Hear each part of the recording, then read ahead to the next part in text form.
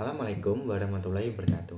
Perkenalkan, nama saya Muhammad Taufik Nur Rahman dengan NIM 056400456, Prodi Sistem Informasi Fakultas Sains dan Teknologi dari UPBJJ Malang. Pada video kali ini saya akan memperlihatkan langkah-langkah praktek saya dalam mengerjakan tugas 1 mata kuliah basis data, serta memperlihatkan hasil praktek yang sudah saya kerjakan dengan contoh studi kasus sebagai berikut. Sebuah rumah sakit memiliki banyak dokter. Setiap dokter mempunyai banyak pasien yang harus ditangani. Pasien harus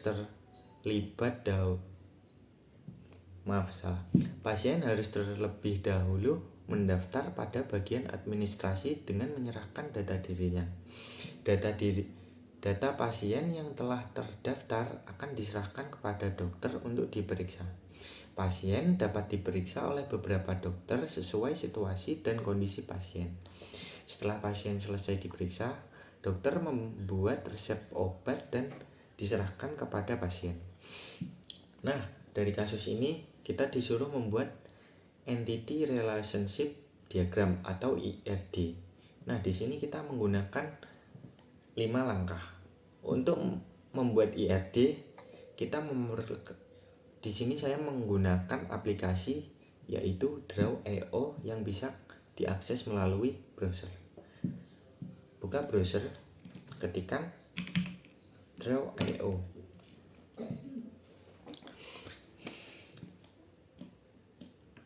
Nah, begini tampilannya. Saya sudah di lembar kerjanya. Nah, langkah pertama yang kita lakukan adalah mengidentifikasi dan menetapkan seluruh entitas yang terlibat. Caranya dengan memahami setiap kalimat dari kasus hingga menemukan entitasnya. Nah, dari kasus tersebut saya menemukan 3 entitas, yaitu dokter, pasien, administrasi. Dokter sebagai pihak yang memeriksa pasien sebagai pihak yang mendaftar dan diperiksa. Sedangkan administrator sebagai pihak yang menerima, pendaftar, dan menyerahkan data ke pasien. Nah, ketiga entitas ini saya akan gambarkan terlebih dahulu di Draw.io-nya.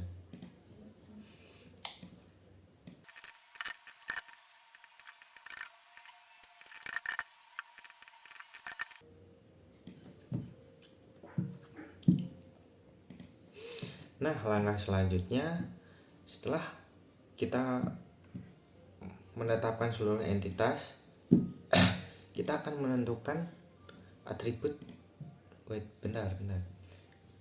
Kita akan menentukan atribut dan kunci primary key-nya. Nah, atribut adalah data-data yang dimiliki oleh setiap entitas seperti nama, ID, alamat, dan lain-lain.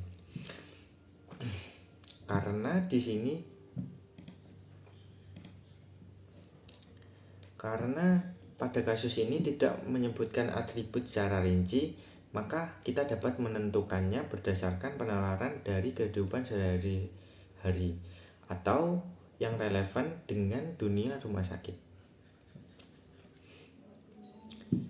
Di sini dokter memiliki atribut ID dokter sebagai primary key. Nah, primary key itu adalah atribut unik yang jadi kunci utama. Kemudian nama dokter, tanggal lahir, alamat dokter, nomor HP, spesialis, waktu kerja. Pasien, atributnya ID pasien dengan primary key, nama pasien, alamat pasien, jenis kelamin, nomor HP. Administrator dengan atribut ID admin sebagai primary key, nama admin, waktu jaga. Nah, ke atribut-atribut ini saya akan gambarkan di Draw.io.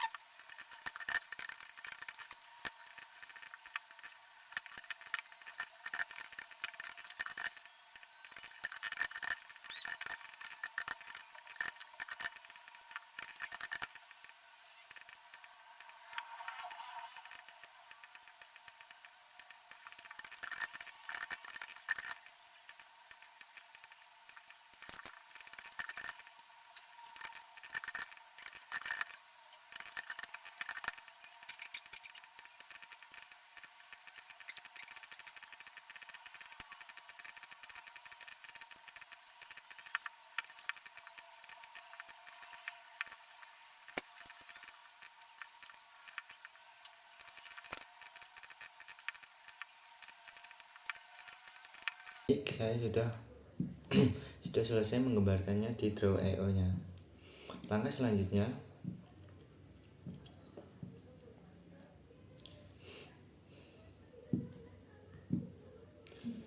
kita mengidentifikasi himpunan relasi dan foreign key-nya. Relasi adalah hubungan yang terjadi antar dua entitas di dalam kasus. Untuk memudahkan saya menggunakan metrik relasi. Relasi yang saya temukan, dokter dengan pasien, dokter memeriksa pasien, foreign key-nya ID dokter, ID pasien. Administrator dengan dokter, administrator memberikan data ke dokter, foreign key-nya ID admin, ID dokter. Administrator ke pasien, pasien mendaftar ke administrator, atau administrator melayani pasien, foreign key-nya ID admin, ID pasien. Foreign key adalah atribut dari entitas lain yang dipakai sebagai penghubung antar entitas. Nah, saya akan gambarkan relasi-relasi dan foreign key-nya ke Draw.io nya terlebih dahulu ya.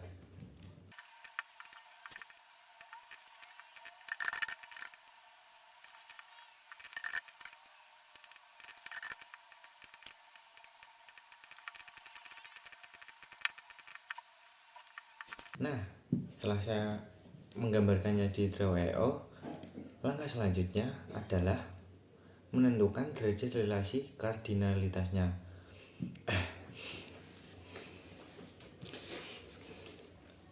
Derajat kardinalitas yaitu menunjukkan jumlah maksimum entitas yang dapat berrelasi dengan entitas lain. Dari ringkasan kasus, saya mengidentifikasi yang saya temukan sebagai berikut. Dokter dengan pasien, banyak dokter memeriksa pasien. Notasinya adalah main atau banyak ke banyak.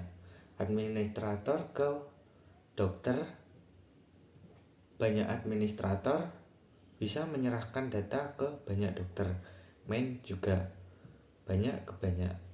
Administrator dengan pasien, banyak pasien bisa mendaftar ke banyak administrator. Main juga banyak ke banyak. Kesimpulannya, semua relasi di kasus ini bersifat main, banyak ke banyak. Saya akan ubah garis-garisnya ke main, banyak ke banyak terlebih dahulu.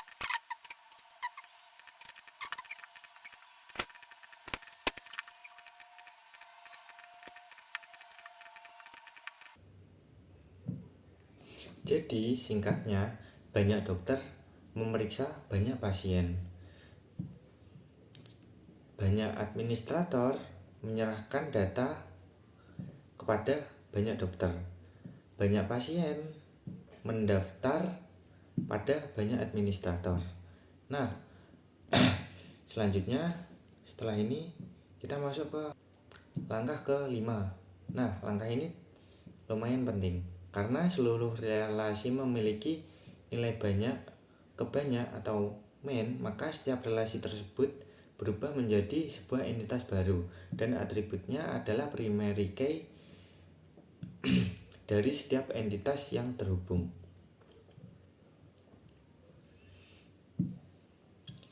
Nah, ini entitas baru yang sudah saya buat, yaitu dokter admin dengan atribut ID data, ID admin, ID dokter dari relasi memberikan data.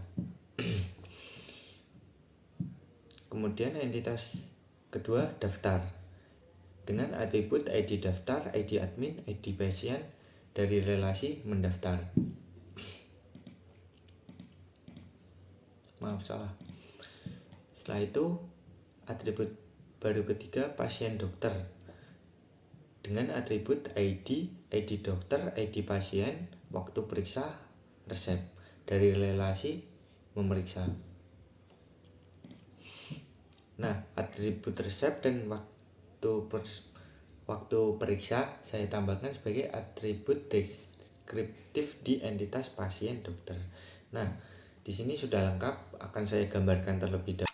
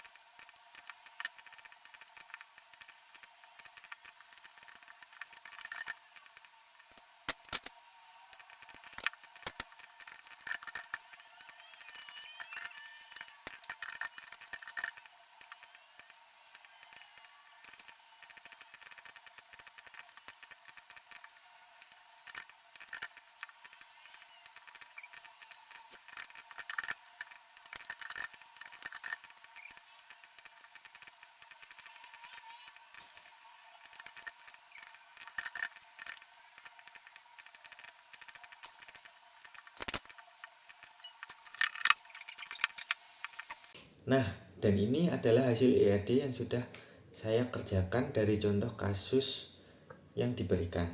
Cara membaca IRD ini adalah banyak dokter memeriksa banyak pasien, dan banyak administrator memberikan data ke banyak dokter. Nah, banyak administrator melayani daftar banyak pasien.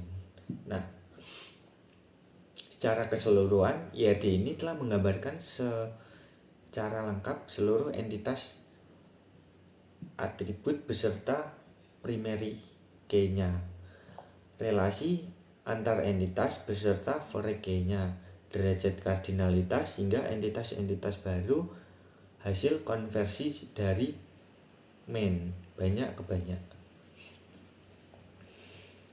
Untuk menutup video ini, saya ingin menyampaikan kutipan dari Bill Gates yang mengatakan, jika kamu tidak bisa membuatnya dengan baik, setidaknya buatlah terlihat baik. Maknanya adalah dalam setiap pekerjaan kita harus selalu berusaha memberikan hasil terbaik yang kita mampu. Demikian video praktikum yang dapat saya sampaikan mengenai pembuatan entity relationship diagram pada mata kuliah basis data. Semoga langkah-langkah yang telah saya paparkan dapat dipahami dengan baik dan memenuhi tugas yang diberikan. Mohon maaf apabila terdapat kekurangan dan salah dalam langkah-langkah maupun hasil praktikum ini. Terima kasih atas perhatiannya. Wassalamualaikum warahmatullahi wabarakatuh.